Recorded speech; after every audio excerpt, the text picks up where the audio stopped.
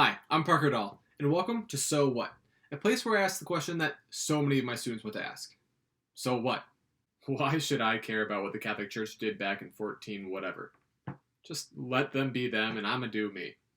Today we will talk about the Reformation. Like, the whole thing. I know, so we better get started. It all starts with the Renaissance. Again, where wealth, art, and knowledge seemed like they had no end. The Catholic Church got wrapped up in this movement as well, and would become one of the primary patrons of the arts. They funded elaborate art projects to adorn their cathedrals. And where does this money come from, you might ask? Shh. The Catholic Church was dealing with a lot of internal corruption through things like simony, nepotism, absenteeism, and uneducated priests.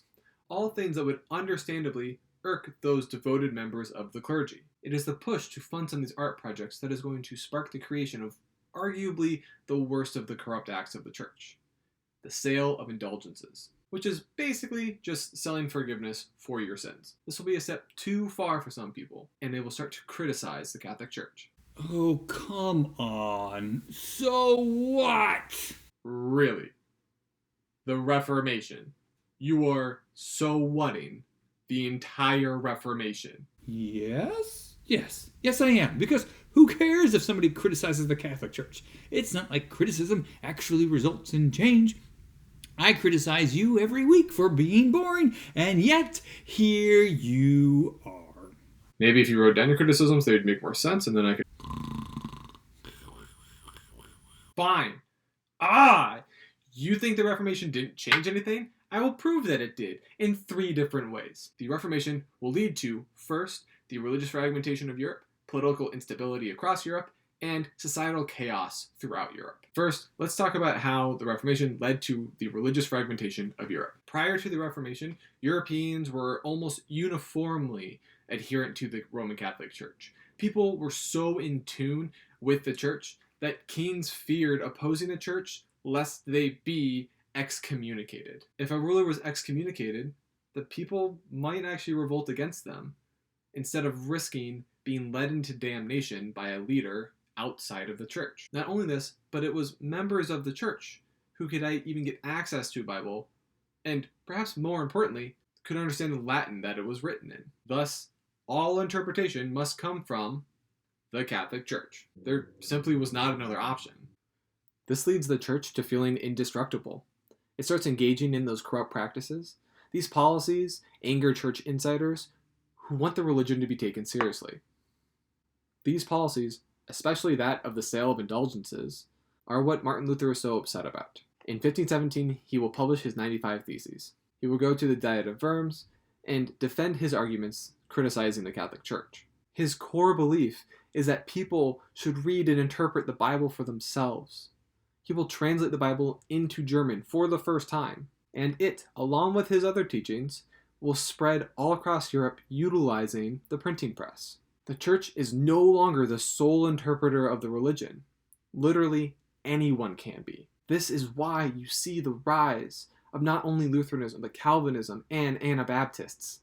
People are encouraged by Luther and these other leaders to make their own decisions and develop their own opinions, which will ultimately lead many of them away from the Catholic Church. With the rise of multiple sects of Christianity, the religion of Europe becomes fragmented. This brings me to my second point.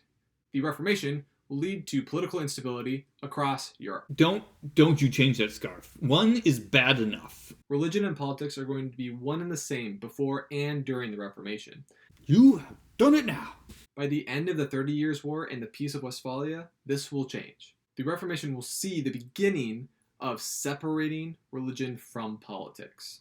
This only happens because challenges to the church will push countries away from the Catholic Church. Henry VIII will separate England from the Catholic Church to create the Church of England. This won't be done on the basis of doctrine, but instead on the basis of the Pope lacking the authority to effectively challenge the King of England. England becomes a Protestant nation, but that isn't the end of it. Successors to the King of England will lean into their respective religions. The King's son will lean heavily into the Protestant movement and further push out Catholicism. But he dies very young, and his sister will take power, Mary. Mary is very Catholic and she will lean very heavily into reverting England back into a Catholic nation, so far as to burn people alive for being Protestant. But Mary will also die very early into her reign, and then her sister will become queen, Queen Elizabeth, who will seek to try and find a religious compromise between the groups. Skirmishes all over the German principalities will result in the Peace of Augsburg, allowing rulers to choose the religion for their people for the first time. No longer does the Holy Roman Emperor have dominion over the religion of his people, and the Pope loses influence over that as well. The Holy Roman Emperor will actually abdicate his throne as a result of this fragmentation. France, a very Catholic country, will have a civil war based on religion. Noblemen will form Catholic leagues to root out Protestants and fight a holy war against other Frenchmen. Clearly, the Reformation has pushed the politics within these nations to the brink, causing a lot of them to falter. Lastly, 3. The Reformation will lead to societal chaos across Europe. How many scarves do you have? It's fall. Scarves are encouraged. But really, I don't even own a scarf. That sounds like a tragedy. Almost as much of a tragedy as the societal chaos caused by the Reformation. German peasants will hear Martin Luther's arguments about the Church of all believers, that the Catholic Church isn't all-powerful and all-knowing, that individuals are equal to the Catholic Church and to everybody in their ability to interpret the Bible and their religion. They will then ask the question, is this true of society as well? And if it is, then why am I a peasant? And why do nobles eat and seem to benefit from all of our work? There will be an uprising among the peasants where they will start to roam the countryside and take lords out of their manors and kill them. So much so that the nobility is going to have to raise an army to try to squash this German peasants' war. Martin Luther is actually going to write out against this, and he's going to say not only are the peasants wrong in their interpretation, but that they should be killed like dogs. While he may disagree with their interpretation, the German Peasants' War will rise out of the Reformation and lead to the death of 100,000 people. If that wasn't enough, then how about France, where Huguenots and Catholics will be at odds with one another? Catholics will fear that Huguenots are taking over the country, and Huguenots will antagonize Catholics by utilizing iconoclasm.